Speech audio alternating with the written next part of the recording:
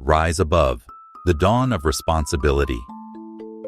In the quiet hours before daybreak, when darkness seems most unyielding, there exists a choice: to surrender to the night or to await the inevitable sunrise with patience and purpose.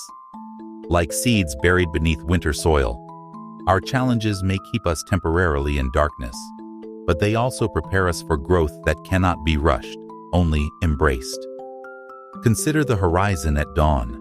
It doesn't battle the darkness with force or complaint. It simply begins, first as a whisper of light, then a gentle glow, finally an unmistakable radiance that transforms everything it touches. The darkness doesn't leave because it was defeated in combat. It recedes because something stronger has arrived with quiet certainty. When Nelson Mandela walked out of prison after 27 years of confinement, he emerged not as a victim, but as a beacon. "I am the master of my fate. I am the captain of my soul," he would often quote. The remarkable truth about Mandela wasn't that he avoided suffering, he endured tremendous injustice, but that he refused to let suffering define his identity or purpose. Mandela once said, "The greatest glory in living lies not in never falling, but in rising every time we fall."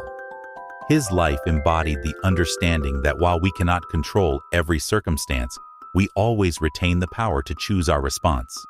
Like the sunrise that doesn't ask permission to transform the sky, Mandela didn't wait for perfect conditions to begin creating change.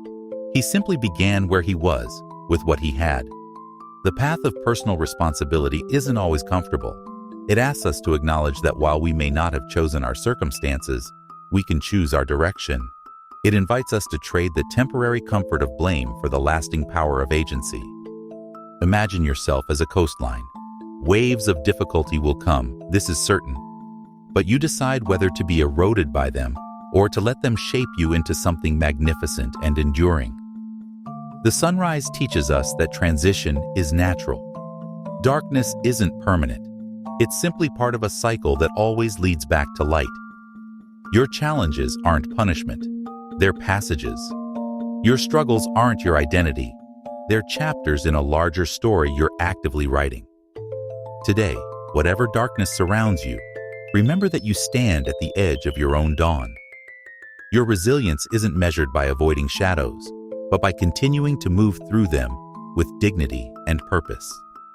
Like Mandela, you can choose to be defined not by what happens to you, but by how you respond, not by your confinement, but by your contribution. The most powerful sunrise in your life will be the moment you realize that while you cannot control the wind, you can always adjust your sails. Your dawn is coming. In fact, it may already be here.